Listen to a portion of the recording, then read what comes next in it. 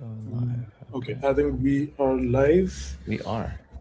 Yeah, let's wait for about 5 minutes and then we can get started. Sounds good. Have you ever been to India? I have not. No. Yeah. My dad, funny enough though, he was in IT his whole career, and he had a Right. team in India, and he was in Bangalore a couple times a year. Sweet. Yeah, yeah. That was when I was growing up as a kid, and the idea of being on a plane that long Uh, sounded crazy to me at the time, but now I'd right. love to visit, love to find a way to get out there. Yeah. The folks who are joining in, we will start in about 5 minutes. We're just waiting for more people to come join the stream.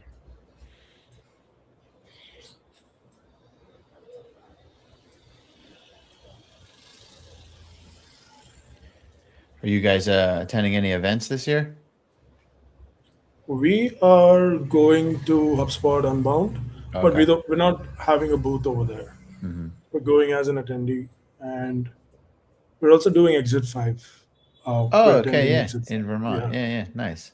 Are you going to be there as well? Maybe both of those I'm looking at. I might be a little late in getting tickets, but I'm trying to figure out the schedule. This year's been kind of crazy. Right. I did make it to Demand and Expand though, from the Uh, Inflection guys. That was in San Francisco in March, I think, and that was mhm. a good showing. It was small, good group of people, pretty good speakers, and like a good.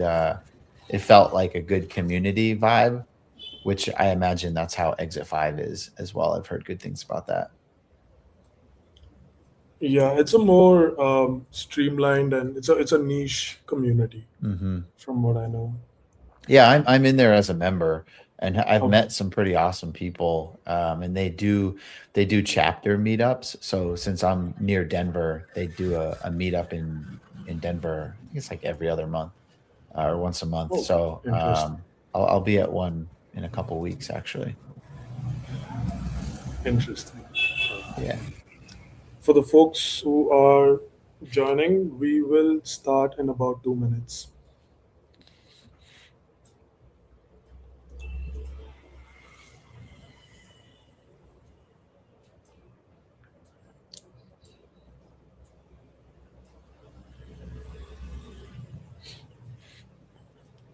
Okay. Uh,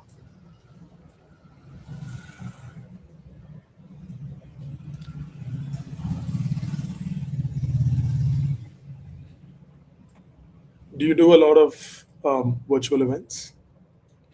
Yeah, a fair amount. I like doing podcasts and webinars, stuff like this. It's Right. fun. I like personally enjoy it quite a bit. Mm, And then I've done some like master classes, which are like you put together an actual presentation and a curriculum with an agenda and some like use cases and like exercises for the audience and stuff. I did that with right. CXL. I think I'm going to do one with Martech. Those are fun too. It's like you get to kind of pretend to be a teacher, I guess. I don't know. It's humbling that people care to hear what I think. So I always appreciate that and I try to make those things really Right. valuable and like just think like, okay, if, like my whole life I've been a marketer, right? So I can relate Right. to other marketers, and I think what are the challenges I faced that I wish I had information about or I wish I knew about that I've now Mhm. experienced as a founder and being able to work with so many clients, you get a really interesting view of what's happening in the industry and what's happening in marketing because you got Right. so many people to Right. talk to. So yeah, it's fun. I like it. Nice. Cool. I think we'll get started. Just a quick round of introductions. I'm Ganesh. I head the content and brand division at Factors.ai. I've joined them quite recently. It's been a little over 2 weeks. I'm joined today by Steve. Steve is one of the most renowned ABM experts. Um, he is former Google, and he currently has his own ABM agency. Steve is also an expert at 1:1 ABM. He's done it for multiple clients from seed round to Series D. So, Steve, hope I've got that intro nailed. Is there anything Yeah, else you yeah. want me to add? No, no, that you nailed it, Ganesh. Thank you. I appreciate that. And thanks for having me here. I think we've got a pretty awesome agenda. Kudos to you guys for putting together something that goes deep. And I'm excited to talk through some of this stuff and bring some stories and hopefully some ideas for anyone listening to try to bring back to their day-to-day work. Great. So I think one of the first things that we want to talk about is you mentioned that ABM has two sides, which I found quite interesting. There's a technical side and there's a human side. Do you want to elaborate a bit on both these aspects and how you view ABM in general? Yeah, definitely. And this point of view sort of I arrived at this from just my experience in marketing, right? Like when I first got into marketing, it was around when user generated content and Facebook ads started becoming a thing, and the idea of viral and social was a thing, right? And then it progressed into content and storytelling, and then now into demand gen and growth and ABM. And so I think marketing itself has evolved quite a bit, but if you really boil it down to what is marketing, I think it's art and it's science. And the art is the brand, the storytelling, the feel, the creative, that sort of stuff, right? And then the science is the orchestration, it's the data, it's lists, it's intent, it's all those things. And so if you apply that to this question, it's like, well, the science is really the technical side of marketing, and we are living and evolving through the most technical marketing has ever been, at least in my 17, 18 years of doing marketing. And what's interesting about that is I think it's putting an equal emphasis on the human side of marketing. And so that's the kind of the next level of the art, right? Is I think art still holds a place in marketing, but now we're talking about people actually coming together, whether that's through events or if that's through the sales process or that's through just building relationships in general. And that's becoming more and more important. And a lot of that is being driven by AI and some of the overuse of AI. And I know we'll get into that, but that's essentially how I'm looking at things today. Right, interesting. And this balance between art and science, right? How do you see that play into the different kinds of ABM models, be it 1:1, 1:few, 1:many? Do you think this balance sort of holds true across these buckets? I do, yeah. I think that one to one to few, one to many. It's a classic definition of ABM. Anybody who is new to ABM, that's where I would say go start, right? Like that's a good foundational understanding of ABM. And there's more elaborate, evolved definitions of that now. I think like Davis and the Forgex team, they have a different view on ABM of like growth versus enterprise. And it's really, really interesting, really unique, bit more sophisticated and mature. So when you think about like technical and human side versus that foundational framework, one to many, one to few, that's where there's going to be more technical. There's going to be more science, right? We're talking about how do we target, like how do we identify, target, and personalize at scale? And there's absolutely a place for that. But then when you look at one to one, I think folks are sort of confusing scale with the human side of one to one. And in my opinion, really good, true one to one doesn't scale because it requires so many humans. And eventually, you can't add more and more and more humans and still maintain positive ROI. Unless you're a mega Fortune 10 company who's selling billion-dollar cloud infrastructure deals, maybe you can. But for most of us in marketing and the companies we work in, you have to kind of balance that because the technical side will give you some scale, but if you over index on too much scale, you start to sound like everybody else. And then the human side will give you I think more positive, more like bigger results, but it's tough to scale. So you got to balance these things as you're building out your program.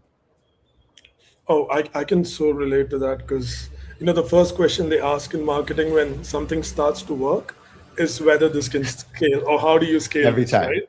Yeah. Every time.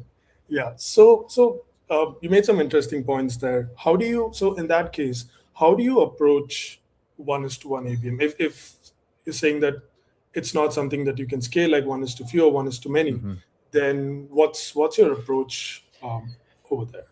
Yeah, so let's start from the bottom to the top. So, one to many is I love the term just targeted demand gen, right? So, if you think about untargeted demand gen, I could go and spend $1 million next month on Google display ads to 100,000 plus people, right? Like I can get massive scale out of those types of channels. Targeted just means I'm going to limit that universe of who I am trying to put my message in front of through those demand gen channels. LinkedIn, I think, is a great example of how to get targeted demand gen. You've got other platforms that do that as well.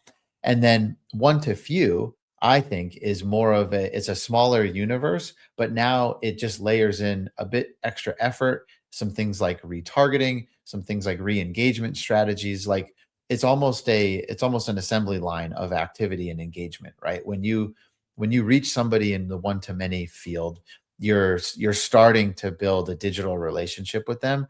And then one to few is now leveraging the signals and the data and the engagement behavior that you generated to get more precise and more personalized. And then, I think this is like a great place to start, right? If that's what you have the capabilities of doing today, do that, but just pay a lot of attention to the signals that you are generating, like from your activities, right? Those now become your own signals, and that's the most richest intent data you can have. And so when we get to one, think about that, but like 10x, right? And so one to one is the stuff that's going to take some human hours. It's going to take deep levels of research. It involves going to events. It involves planning actual moments and experiences with your buyers and working with your sales team, or it's personalizing gifts and things like that. And so I think that one to one is really where humans are best used, and like where our creativity is best used, because those are the things that can have a real material change, right? Where like I see it all the time is we can go and use one to few or one to many tactics to target, let's say, 1,000 companies. And from that campaign, we might generate, let's just say, two customers, and the team is happy about that, right? We spent 50 grand on ads, and somewhere along the way they became customers, and the ACV is 100K, so we now have a 4x ROI on that campaign, just using like basic napkin math. Okay, now we're happy, right? But with one to one, what I see is the universe of who we're targeting is so much smaller. So it might only be 20 contacts that we're targeting, but we still get the same two customers. And so from an ROI perspective, it's a different model to look at.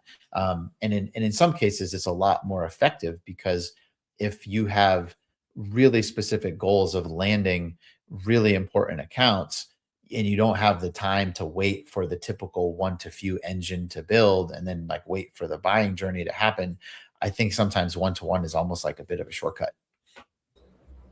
Interesting.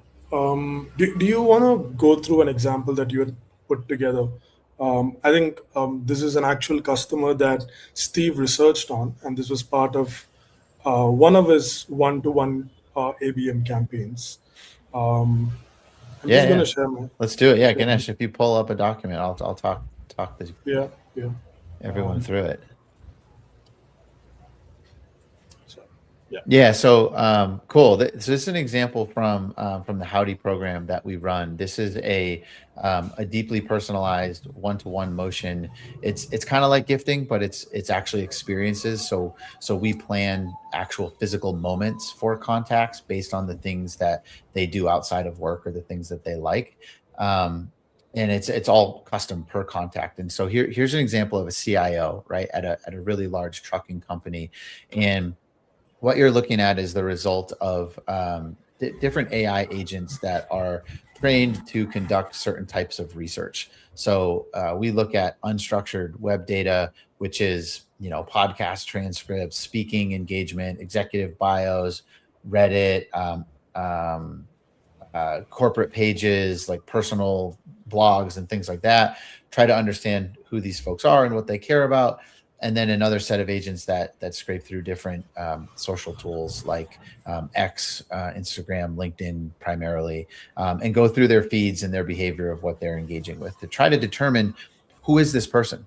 That's what we're trying to answer: is what does this person do outside of work, right? Not they don't wake up in the morning, immediately thinking about how to stop phishing attacks at their organization, right? They're people behind the work that they do. And so this example here, this is a fun one because this guy that we found, if you scroll down a bit, Ganesh, the signals that popped up were actually about his experience in the motorsports world. So we found an interview from 2024 where he talked about, in his prior life where he was actually racing cars in Japan, which is really cool. And then now, as he lives in Portland, he's a motorcycle enthusiast. And so we can start to piece together that this guy, probably a little bit of an adrenaline junkie. I mean, he likes racing cars. He's probably, working on his motorcycle. He's into motorsports and engines and like a bit of a gearhead. So then what we do is we find and plan a very unique moment for that person as a gesture of building a relationship with the sales team. And so in this case, because he's in Portland, there's Portland International Raceway. You can actually go there and you can rent supercars and you can drive these cars around the track for a couple hours. And so this is what we would do on behalf of a customer and their sales team, reaching out to this individual here. And it's a different approach because it's not, hey, let's book a demo and I'll give you this racing experience, right? This is a much more strategic, mature sale, right? These are 8-9 figure potential customers, and so you have to treat them that way. And so when we write sequences for this type of stuff, it's more of like, hey, I'm your senior AE at such and such account. I'm here to build a relationship. I'd love to get to know you better. I couldn't help but explain that I read your interview in the Motorsports magazine. I saw your gearhead. I happen to know that there's this cool experience in Portland. I'd love to do this for you. You're probably a busy guy. You need a break. What do you say? And so that's kind of the motion. And then we wrap the sales process around that. It works. It works 3 or 4 times out of 10 contacts that we reach out to. They're replying back. Sometimes they're extremely surprised and they appreciate the thoughtfulness. And then it's really up to the sales team to do their job well after that.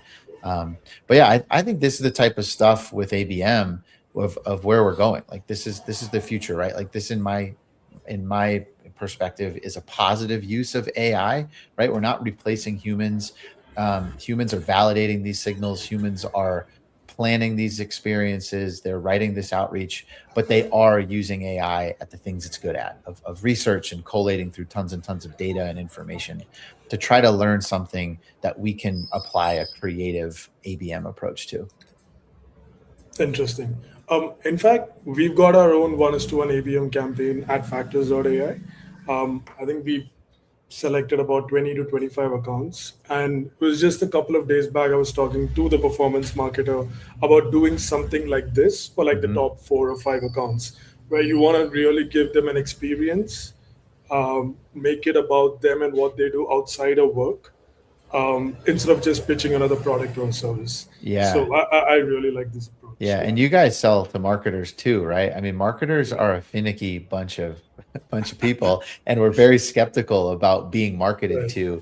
And so I think stuff like this is cool. It's unique. As long as you're genuine and thoughtful about it, it can work incredibly well. I think when you have ulterior sort of like purely commercial intentions, it can sometimes fall flat. And you see these examples, right? Where some companies are, they'll push so hard for you to get their headphones and take a meeting. I mean, they literally in the ads are like, take a meeting with us and you get headphones, or I get them now. They're offering me a Nintendo Switch. And it's like, I'm not even your ICP, and I could join that meeting, take the Nintendo Switch, make my kids happy, but like you just burned a bunch of budget and time doing that, and it feels a little cheap. Yeah, no, I would take the Nintendo Switch any day. All right, I'll book the meeting and then I'll send it to you, Ganesh. I'll send you the Switch. Done. Cool. So just extending the thought process on one is to one ABM, because we've been discussing that. How do you sort of decide which accounts go into the one is to one bucket as opposed to, say, into the one is to few or one is to many bucket? How do you make that segmentation possible? Yeah, there's honestly a few ways to slice and dice this, and the more mature teams that I've had the chance to work with have their kind of own flavor of how to do it. But generally speaking, I would think of it in terms of tiering, and then each tier should have a specific criteria attached to it. So, for this example, let's say you're going to tier your accounts by tier 1, tier 2, tier 3. Um, Tier 1 being the most important. So tier 3 is going to be cold accounts, very little engagement, maybe minimal contacts that you're in your CRM, that you're confident in the data quality. Maybe you have a little bit of like third party intent data around those accounts, but generally speaking, tier 3 is going to be cold, fairly unengaged. Tier 2 is going to have two things, I think, is one, either engagement or some sort of internal importance. So this is one thing where I think sometimes marketers get a little frustrated, but I really I think you have to come to grips with it. If sales thinks an account is important, you need to think that account is important as well. Even if you're looking at it and there's no data, it's totally cold. The CRM quality is junk. Doesn't matter. Sales wants to sell it. You're not going to change their mind. Just be the bigger person. Go win them that account, and then they'll love you forever, and you have a positive sales relationship. So I look at it that way for tier 2, because it happens all the time. Sales will say, I need to get into Target, or I need to get into this company, right? And marketers are like, oh my God, there's no engagement here. This is dead cold. Like, why are we targeting them? Doesn't matter. Sales' opinion is important. Tier 1 would be where you have documented engagement, you have some data, there's probably some internal importance as well, but these are really your best accounts, right? And these are the ones that you would ultimately put some one-to-one effort and experience towards, whereas tier 2 and tier 3, they're going to fall more into one to few, one to many. And I think one other thing to throw in there, not to confuse folks, but the one-to-one, like one to few, one to many, can actually apply inside of one tier. So like tier 1, for example, I think if these are your most important accounts, they should be getting scaled demand gen. They should be getting targeted ads. They should be getting emails. They should be getting invites to content and webinars and that sort of thing, so that you're generating that awareness and that brand recall. So by the time you do swoop in and drop like a really personalized one-to-one motion, they have some idea of who your brand is. They might even remember or recall like an email they've got or outreach they've gotten from sales. It's going to make that much more effective, and they're going to pay attention.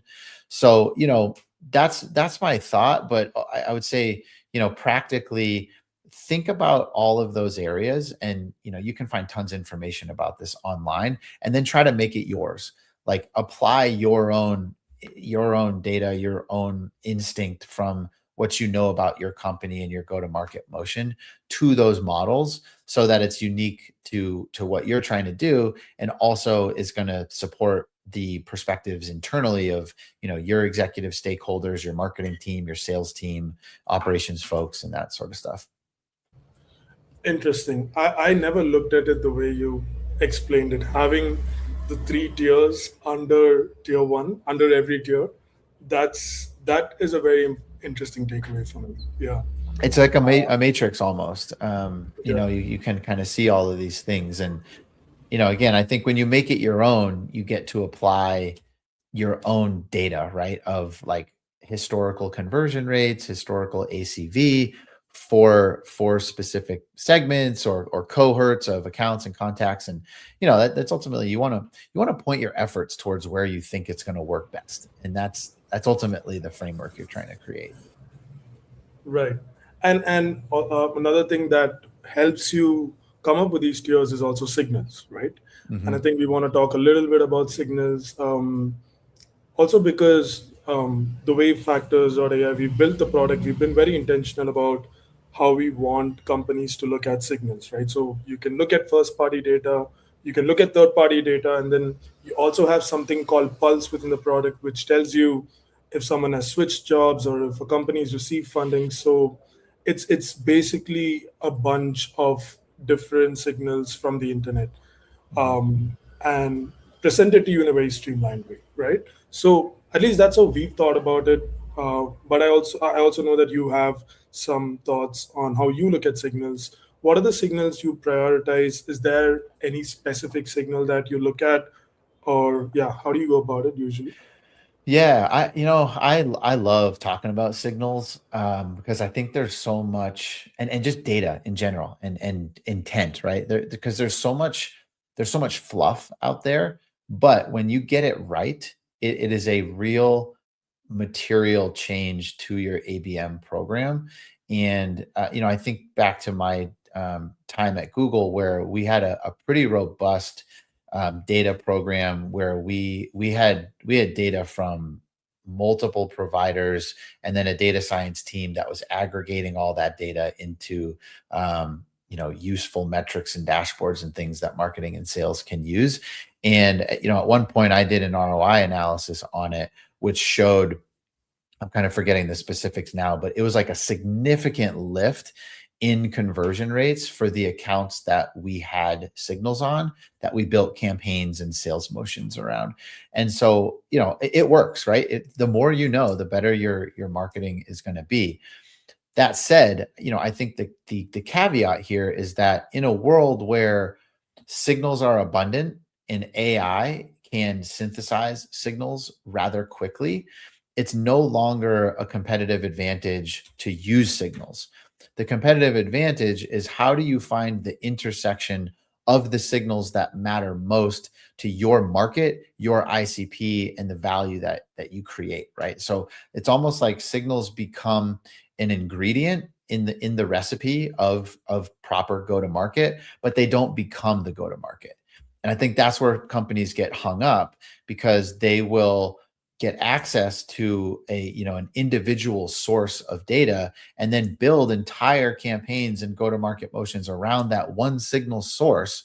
But that's not enough, right? I mean, if you did that, then your competitor can do that. And so if you reach out and you say, hey, I saw in G2 that your customers really like X, Y, and Z, and we complement X, Y, Z with 1, 2, 3. Your competitor can send that same exact message, and they probably are. And so both of you are just showing up as somewhat lazy to your prospect. But if you layer that signal plus, call it 3, 4 other signals, and you're mixing in your own internal first party signals of account data on your website, account engagement data within your CRM and your marketing automation platforms, now you have a whole universe of signals that you can choose from. And then you can start to look at the like the overlap or the intersection of those signals, and how effective that overlap is in generating whatever outputs you want, whether it's meetings or pipeline or revenue. And so I think that's where the real gold is. And it sounds like a tool like Factors that can help you do that is going to be valuable, because from my perspective, doing that manually with the data science team, it's a burden. It's a lot of work, and there's a lot of QA, there's a lot of false positives, a lot of errors. And being able to get that data at your fingertips and action off of it is super valuable. Right.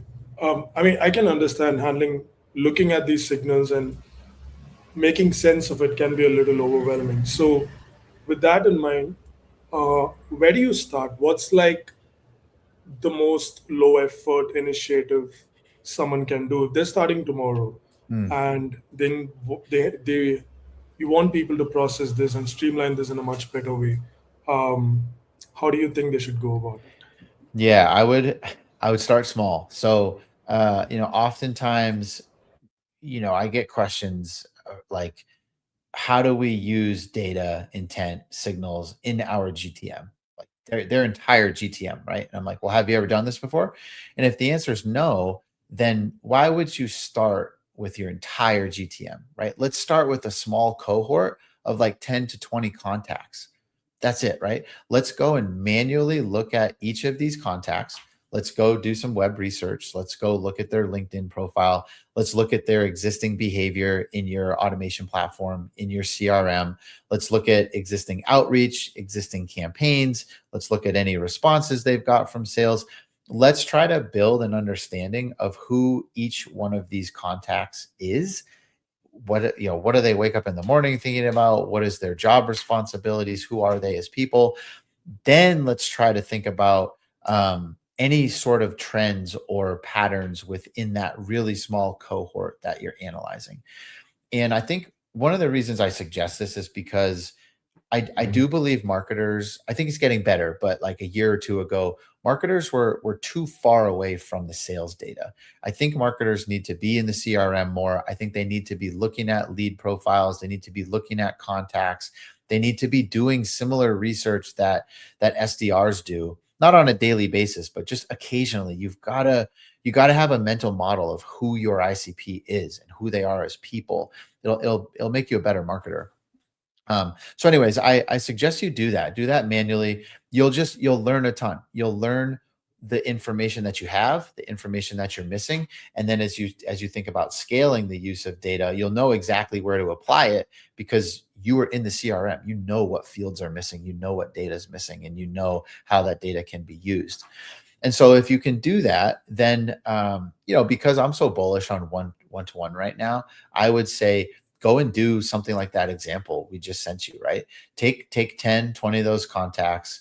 Try to plan something unique for them. You can do a little mix of like gifting / experiential, and then reach out with that and work with your sales team to try to get a reply, try to get a positive meeting, and then track the overall funnel of that effort, and then see if it works for you. And if it does, at least what we see on the Howdy side with clients is the ROI is quite positive because we did some analysis that we found your average SDR BDR will do about 5.5 hours of research per contact for true one-to-one. So this is a salesperson who's doing research, coming up with ideas, sourcing and buying gifts or experiences and planning all that stuff. 5.5 hours. And so if you've got you got an AE doing that whose total comp is 6 figures, that's a real sunk cost. And so like when we come in and do a pilot, which is typically 20 contacts, in most cases, we're confident we'll get at least 1 to 2 customers out of that. And so if your ACV is 100K or more, or even 50K, you're looking at a 3 to 5x ROI in a very short time period, like 2 months. And so I'm biased because we're running this and it's working and I'm seeing success with it. But I also advise. There's been a few prospects who are like, meet with me and we talk and they're like, hey, this is really cool. We're gonna go try it ourselves. And I'm like, cool, you should. I think it's great. And then when you get it to a place where it's working and you want to scale it and increase capacity for your sales team, then give us a call, right? And we'll figure it out for you. But that's where I'd start. Great. And I think you made a very fair point about sales and marketing working closely together. Because, I mean, I've seen this, I have 10 years of experience in marketing. The one reason sales reaches out to marketing is when they need collaterals, right? Hmm. That's the only main interaction that we have. But going into the CRM, looking at data, being more in sync with what's happening with the buyer, I think that's fundamental to understanding how signals work. Um, and once you've got that part sorted, or you're trying to figure that part out, the next piece of the puzzle is obviously building a list, because you've got all these signals in place and you've got to put those use those signals, create a list of contacts that you can go after, Mhm. right? So what's your take on list building? How do you generally do it?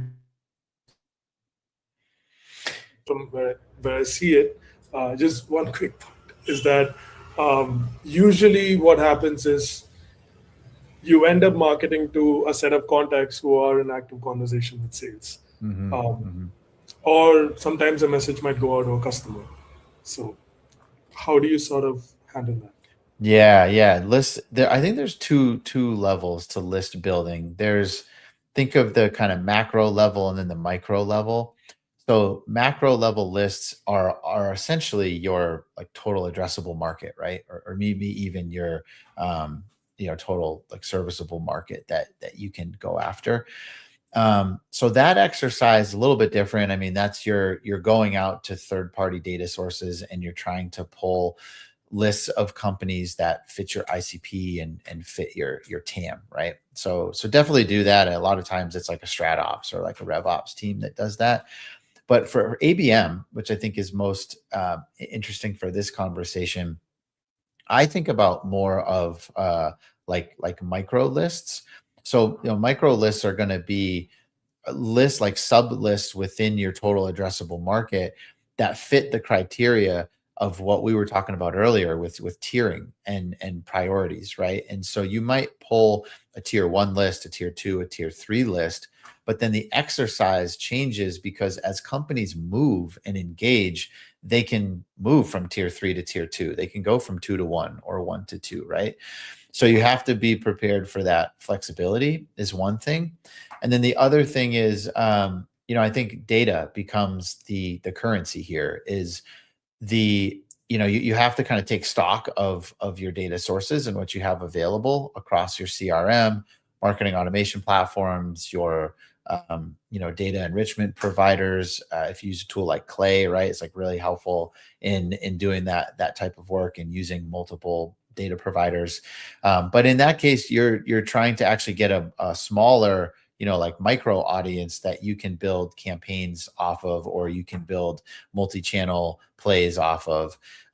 So list building, honestly, we could probably do a whole nother hour on list building. But I think in the case of ABM, kind of start smaller, think about cohorts and groups of companies or contacts that have similar patterns based on the data or prioritization criteria. Right. And talking about data, I know you told me this earlier that there was a client who was very sure that their ICP was CIOs, but the data showed otherwise. Does that happen a lot? The mismatch between what people think and what the data actually shows. Yeah, yeah. Actually, an active client right now, same thing. Like it happens more more than you would think. And I think what happens is what the way that a client or a marketer answers that question is as if they were asked, who is your ICP? So when you say, who's your ICP? They say, oh, CIOs. It's very different when you ask, who does sales get meetings with? Who is the financial decision maker on opportunities? Who is the security decision maker? Who's the procurement decision maker? And then you start digging deeper and say, okay, when do they show up in the process? What is their role? What are the objections that they typically have? How do they interact with the other parts of the buying committee? Now, all of a sudden, the answer is not just CIOs. It's multiple job titles, it's multiple personas. And what we see all the time is when you dig into CRM data, assuming it's clean enough, you're going to see that, like, here's a common use case: is any software company that offers a demo. Your senior ICP, CIO, CISO, CHRO, they do not sign up for demos, right? Like they are not going to be the primary contact on an inbound demo lead. That person's going to be a director, maybe a senior manager. They're much more junior in the organization. Then when you track the progression of those deals, what you find is that C level is just a decision maker. They show up at meeting 2 or 3, and their role is really just to kind of like bless and give the thumbs up on the whole project, but all of the decision making and all of the research and all of the actual sales is happening at a more junior level. So when we build ABM campaigns, we actually like bifurcate the campaign based on those personas. So the C level is going to get a totally different campaign experience. It'll be the same basic messaging and creative feel and that sort of stuff, but they're going to see different ad copy. There's going to be different tactics in the channels. There's going to be more thought leadership versus like direct response type activities. The content is going to be different. It's going to be more about value addition and creation at the C level. And then when we go and target directors and managers, it's going to be much more tactical, much more direct response, much more how to, way more intentional about trying to get someone to go into that moment, because we know from the data that those are the people that actually book the demos. They're the ones that talk to sales. They do the research. So we need to enable that process to happen, but we can't forget about the fact that later on these C levels are going to pop in. So we need to generate brand awareness, brand recall, and get that name in front of them. So by the time they get into that meeting, they're aware and they're already sort of subconsciously supportive of it. Right. So, just curious to know, when you do these one-to-one ABM campaigns, right, with your clients, do you typically tend to target the second, third level decision makers um, when it's an enterprise client, or do you normally go for, say, like a senior manager? Because I'm guessing in an enterprise deal or in an enterprise, while a manager might sign up for the product, they might not be the decision maker. So Right. I was just curious on how you do. Yeah, with one to one, it's a little different. The answer is both basically. And so sometimes what we'll do is we'll take a really small list of accounts, like five, and then we'll search for 5 to 10 contacts within each company that are a mix. So we'll go from top to bottom, right? We'll target a few directors, we'll target some VPs, we'll target some C levels. And we do that because the ultimate goal is actually just to generate a meeting with that particular company, because our customer knows that, if they get a deal with, let's say it's Boeing or Target or like McKinsey, like these big, huge companies, they know those deals are going to take a long time and that they're worth millions and millions of dollars. So they're okay playing the long game. They just want to get a meeting and start to work from there and multi-thread in. The other approach is you stretch it across multiple companies. And this is more where it's a more greenfield. There's less of an idea of like what companies the sales team wants to go after. So we'll target like one or two within each company and we spread it wide across the companies. But we tend to usually target different layers of job titles, because reality is the lower the level, the more likely they are to respond. Just, C levels at the Fortune 1000 are just notoriously difficult to get a hold of. For them, we might do things a little bit more creative, like, like send them something physically, like to an address, to try to deliver it. Yeah, or have somebody show up. We've done some wild things there, but yeah, they're hard to get a hold of. Right, right. Interesting. No webinar is complete without talking about AI. Yeah. So I've seen how you use AI for research. We went through the doc that you had put together for a prospect. What's your take on using AI in the ABM space? I see that beyond research, AI is also used to create ads, to create emails and stuff, and that's also leading to a lot of slop, right? Because everyone is now sounding the same. So, Yeah. um, where do you sort of draw the line? Yeah, I think generally speaking, for me personally, it's, if anything came from me that I would have to defend or stand behind to another person, like that's going to be incorrect or false or invented. Like for me, that's where I'd personally draw the line, and I think that should apply to your marketing and ultimately your brand too, right? If AI is going to create something that your brand or your marketing team or sales team couldn't stand behind in person, that's a bad sign, right? That means AI is inventing things on your behalf that are not serving you well.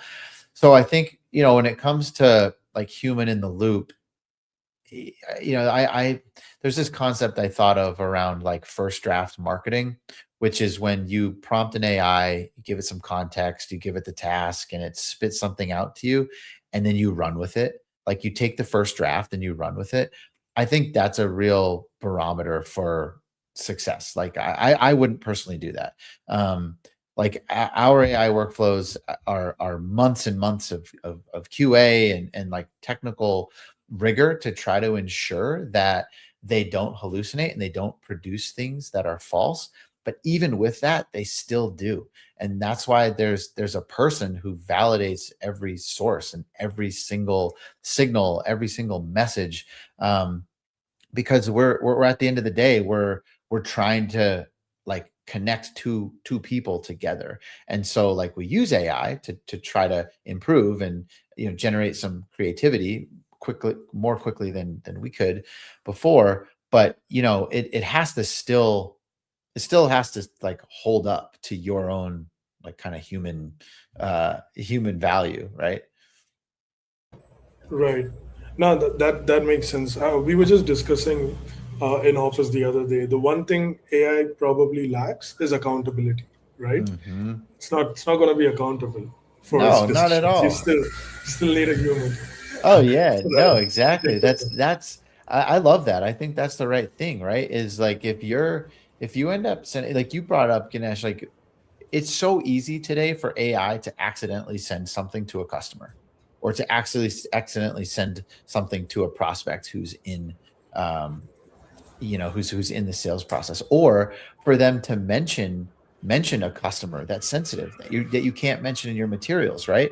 So that's where it's like AI made a big mistake, but what are you going to do? Are you gonna slap them on the wrist? Like it's just a tool. So yes, like we are ultimately accountable for that, and I think it just there's got to be an extra layer of QA there Yeah. now in marketing. Fair enough. And do you have examples where the usage or the over usage of AI has gone south, especially in the ABM space? Yeah, yeah. Actually, kind of like a downer, but this one's like stuck with me since it happened like a month ago. So we oftentimes with Howdy, we get lists from customers. We also source lists and build lists too, but we got a list, bunch of names, right? We go through agents are like boom, boom, boom, doing research. One of them pops back, and the agents like they're trained to flag like errors and sensitive things and like stuff that we don't want to use for signals. And what happened was one of these contacts had actually was deceased. He had passed away, and it like the agents found the obituary, they found the story online, and it flagged some of this information. It was flagged to me. I read it and I saw it, and it was just it made me reflect on something that like it was a sad story. Like it was a young guy who had a family with kids and passed away, had worked at this company for like 25 years. It was a big manufacturing company, and he's still sitting in a database. Like his name, his contact, his email is showing up active in a database.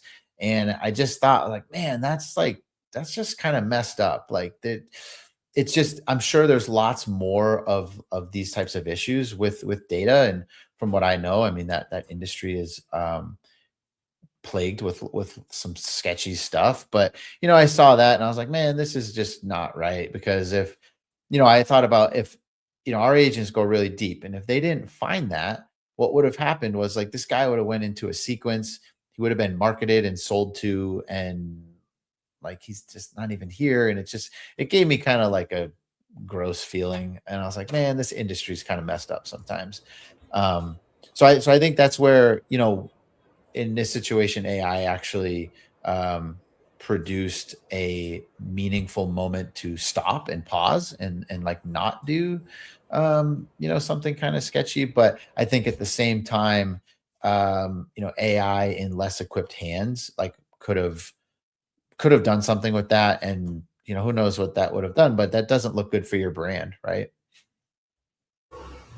Yeah, that's messed up. But I think the fact I've had like one conversation with you, Steve. I feel like you're a man of taste. I see Uh-huh. the amount of creativity you put into your campaigns, even the doc, and it's inspiring to meet marketers like this who know where to draw the line, who know how to use AI smartly. So yeah, I think that brings us to the end of the discussion. So just one final question, and then we'll go for Q&A. We've got some questions coming in. Mhm. From today's conversation, what would be the biggest one or two takeaways for people listening? Yeah, I think it would be just kind of double clicking in on some of the stuff we talked about. I would say, like, you could do this today, right? Like right after this session, go into your CRM, manually audit a couple of lists, maybe a segment or a geo or something. Try to do that manual analysis we talked about, and get yourself to a place where you can start to see an overlap of signals and data, and try to make sense of that. You can even export some of that, drop it into AI if you want, and try to synthesize and find patterns. Then once you do, use that information to plan something bespoke, something unique with an ABM play or campaign that is unique to those individuals you researched, the demographics, the firmographics about them, the signals that you found, the patterns, and then the experience. Like I was talking about, where the C levels engage differently than the managers and the directors. Just try to get that stuff on paper, and just see what works well, see what flows well, see where you get stuck, where you might need resources and that sort of thing. But I think that's going to give you a good sense and a good foundation of how to build your ABM program on your own ingenuity, versus just like taking what the market says or taking what AI or research says. Great. We'll condense this into an actionable framework and share it with everyone who's attending and everyone who's registered. Now I'm going to open the floor up for Q&A. Folks, the ones online, if you have questions, please do send it in the chat. We've got one here from Go Neil. Two-part question. I repeatedly get to know from people that you need to connect multiple people in the same company before you get the sale. Thoughts? Yeah, this is a good one. I love this because it's I think it goes a step deeper than just typical like buying committee ABM, where look, ABM exists because there are complex sales processes, right? There are multiple buyers involved. They all talk behind the scenes. They all come with their own biases.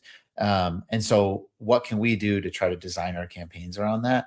And I think there's two things that come to mind. One is design your digital campaigns, so your one to few type stuff, around those personas. So that means setting up campaigns for each persona so that they see a message relevant to them specifically. But then this question, I think the intent here is, how do you actually manufacture relationships behind the scenes between these people? And the only way I can think of at the moment is really through like field marketing and one-to-one real life. So one way to do it would be to conduct or host some kind of private experience or meetup or moment for that specific company, and you invite all of them out together. Actually, a fun example, we were researching a company. We were researching just the CIO, but in the research we found a like an annual executive report, and it talked about how the company itself promotes an annual golf tournament, and it started talking about how the CFO is a former like pro golfer, or not pro, but like a pretty good golfer. The CEO likes golf and the CIO likes golf. So we were doing one-to-one research, but ultimately we recommended, we say, hey, this would be kind of crazy if you actually brought all 4 of them together and did a golf thing. It was cool. 3 of them were in Texas. The other one was farther away, but it was like a whole moment, and you can run with that stuff, right? It doesn't always have to be huge scale. Maybe you do it around an event you're already going to be at, or you do it locally. You target a couple companies that are in your area that you and a couple other from the marketing team can go to. Great. Just one more. For 1:1 to work, the product needs to have high ticket plans only. No, this is another good follow-up question. So I tend to publicly talk about the high ticket stuff because it's fun and it's exciting and people are like, wow, that's super cool. But in some cases, there are actual real like anti-bribery constraints. Like education in public sector, for example, a lot of states govern gifts under $50. So we've done things that are much lower, but kind of the average is actually tends to be like $150 to $200 per person. And so that gives you, $150 is like, dinner for 2, could be sporting tickets for 2. 250 gets you like premium seats at something, or like a private cooking class. Like it just kind of levels it up a little bit. But I really do think the value of it is the thoughtfulness. Like that's why people reply, is because it's thoughtful, and the fact that it's cool is just icing on the cake. Yep. I think we're done with the questions. Yeah. So I'm just gonna thank Steve for taking the time out, for doing this, for dropping a lot of gems, for dropping a lot of truth bombs. This was super helpful for me as well. Right, like I learned a lot, and yeah, I hope you had fun. I hope you had fun sharing your knowledge with fellow marketers, fellow ABM marketers, and yeah, all the best with what you do at Howdy and with your agency. Thanks, Um, Ganesh. Yeah, I appreciate it. No, I absolutely had fun. This was a good time. Anybody that's listening that wants to chat, just hit me up on LinkedIn. I love talking to marketers. I am a marketer, always will be. So I love problem solving and hearing what people are working on, and just making connections. So would love to hear from folks. And thanks to you two, Ganesh, and the Factors team for having me and being able to do this conversation today. Great. Yeah, we were grateful to have you. Have a good rest of the day. Thank you, everyone, for joining. Yeah, take care. Likewise. Bye, everyone.